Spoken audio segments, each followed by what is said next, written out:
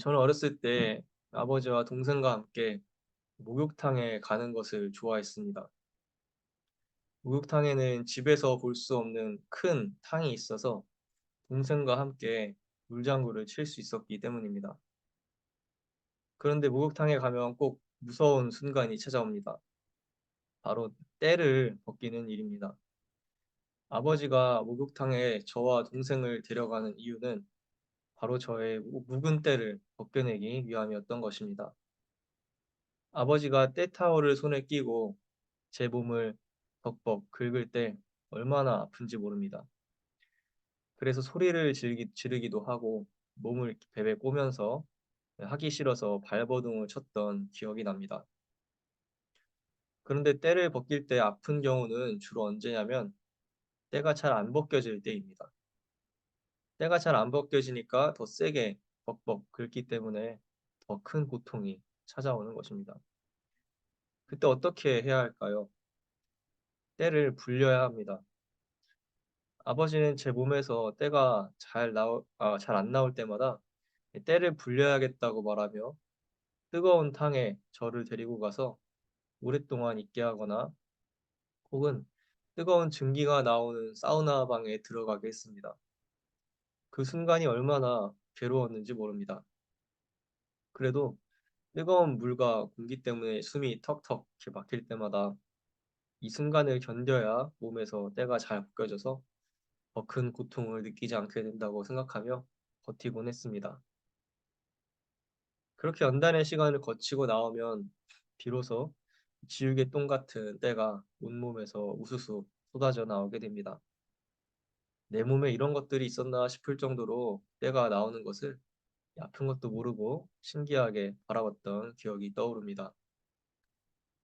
그런데 이렇게 때를 벗기기 직전에 아버지가 저와 동생에게 꼭 하지 못하게 한 것이 있습니다. 바로 이 차가운 냉탕에서 놀지 못하게 한 것입니다.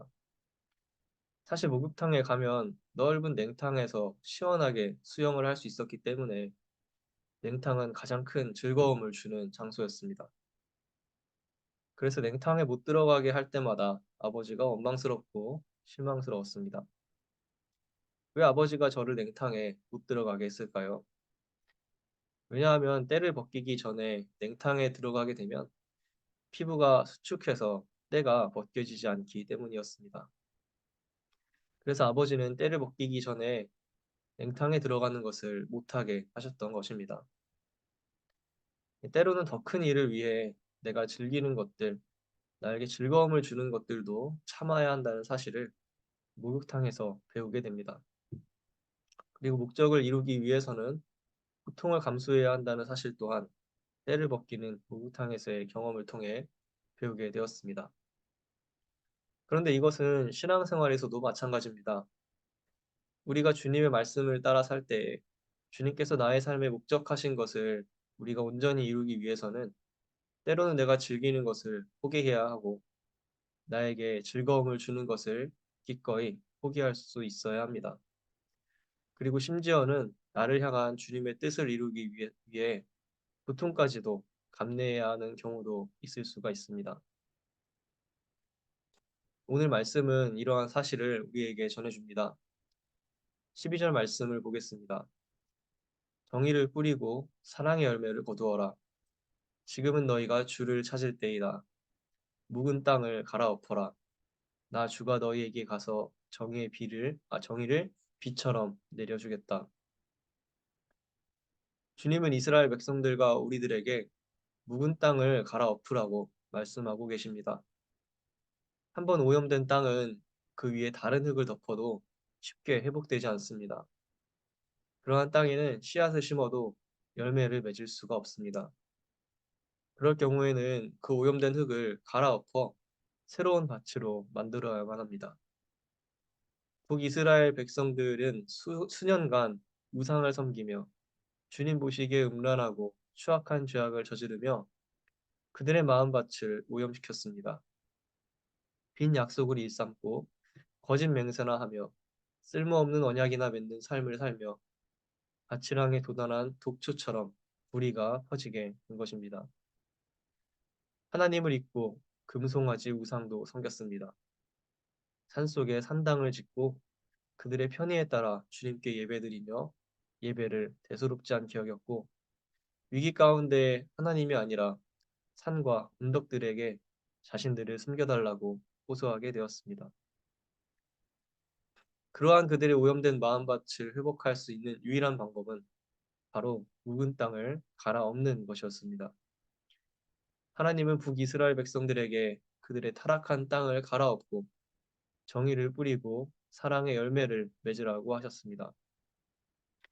그리고 그때 정의를 비처럼 내려 열매를 맺게 해주시겠다고 말씀하셨습니다.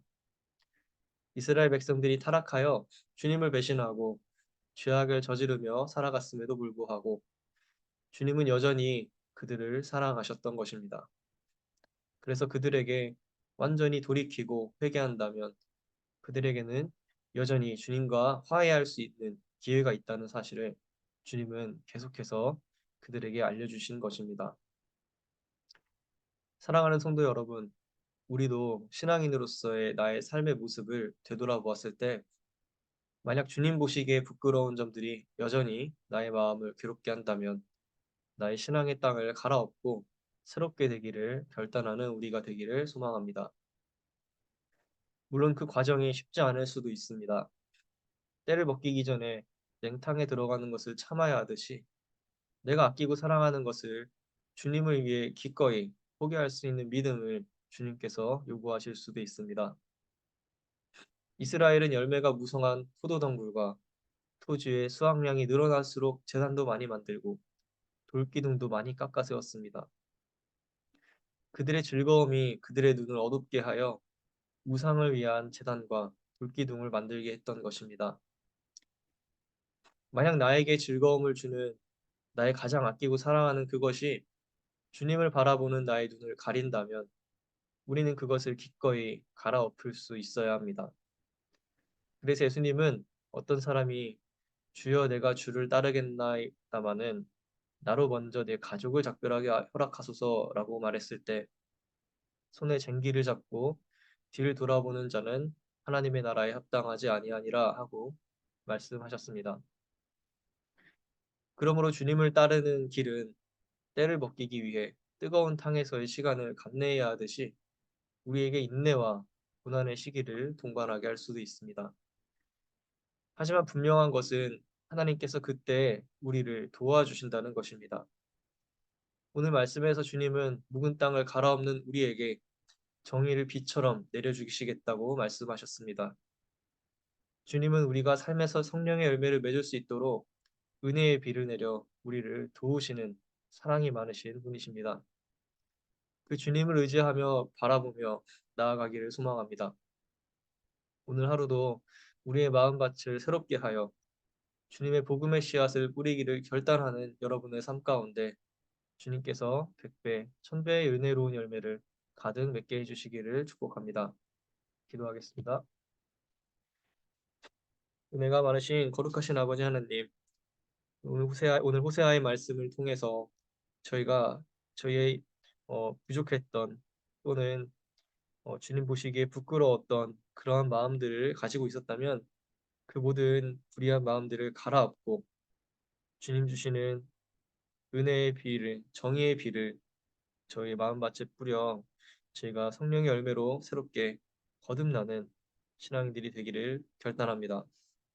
주님, 저희가 마음밭을 새롭게 하기까지 결단하고 저희의 잘못된 것들을 주님 보시기에 부끄러운 모든 것들을 새롭게 하게 하는 것은 결코 쉽지 않은 일일 줄로 믿습니다. 그것은 마치 저희에게 큰 결단과 또 각오를 요구하는 일이 될 수도 있습니다. 저희가 아끼고 사랑하는 것들을 내려놔야 하는 일이 될 수도 있습니다. 하지만 오늘 북이스라엘 백성들이 하나님보다 더 사랑하는 것들, 그들의 포도밭과 그들의 훌륭한 모든 세운 업적들과 넓은 토지가 그들의 눈은 즐겁게 했지만 하나님을 바라볼 수 없게 만들었던 것처럼 저희 삶 가운데도 하나님보다 더 사랑하는 것들이 있다면은 그것들을 기꺼이 내려놓을 수 있는 그런 담대한 마음을 저에게 허락하여 주시옵소서. 그리고 그 모든 것들을 저에게 허락하시는, 그것들보다 훨씬 더 귀하고 아름다운 것들을 저희 삶 가운데 허락하시는 하나님을 바라보면서 저희가 나아가게 하여 주시옵소서. 그래서 그 믿음을 갖고 저희가 살아갈 때 주님께서 주시는 세상이 줄 수 없는 큰 기쁨과 행복 속에서 저희가 살아갈 수 있도록 이 시간 결단하게 하여 주시옵소서. 감사합니다. 이 모든 말씀 예수님의 이름으로 기도합니다. 아멘. 감사합니다. 이 시간에 자유롭게 기도하시겠습니다.